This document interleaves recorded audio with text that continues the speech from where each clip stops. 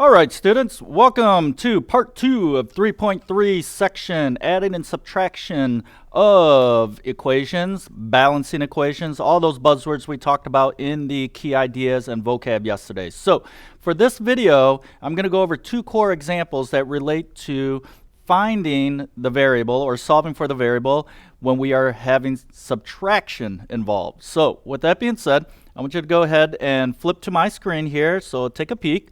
And what you should notice is I got 2 examples. One's going to be example 2 that we're going to continue from our 3.3 foldable notes. So yesterday, we discussed how we can take an equation like this and we can undo things. So anything that is being added, subtracted to x, we can get rid of it by doing an inverse operation. And what we're trying to do at the end is figure out what x equals in order to balance the equation. That means the left side equals the right side.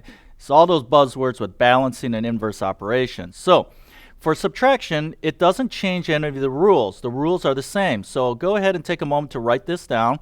Okay, pause the video as needed. But as I look at this problem, I just noticed that they're ugly numbers, but the steps are going to be exactly the same. So a couple core things. Please make sure you're writing the line right down the middle. The reason I do that to start is to make sure we keep our left and right side intact. Don't move variables around. It's an organizational thing. Additionally, I can't stress enough, you heard me say it a lot, we want to stick with the triangle format to ensure our method is super organized and it shows all the proper steps. All right, so for this example, I noticed that I want y by itself and 24.3 is being subtracted from it. So the inverse of minus 24.3 is plus 24.3. Okay? Since we're subtracting 24.3, we're going to add it now. But if I do it to one side, I must do it to the other side. And what you should notice, again, from previous examples, is that when we add 24.2 to this right side, that cancels out because it equals 0. Negative 24.3 added to 24.3 is 0. Over on this side, that doesn't equal 0, but I can use my handy-dandy calculator. Negative 15.8 plus 24.3. Look at that, it's 8.5. So I put 8.5 right here, bring down my equals, bring down my y. At this point, we have solved for the y value. And it's saying that 8.5 for y is going to make the left and the right equal each other. So let's check that. Negative 15.8 must equal, I'm going to put 8.5 for y minus 24.3. And I'm going to go ahead and double check on my calculator. So negative 15.8 is just by itself. But on my calculator, I'm going to go 8.5 minus 24.3. And look at that. It's negative 15.8. That means if the left side and the right side are good, I put a check mark to confirm that the answer is correct. And this is it.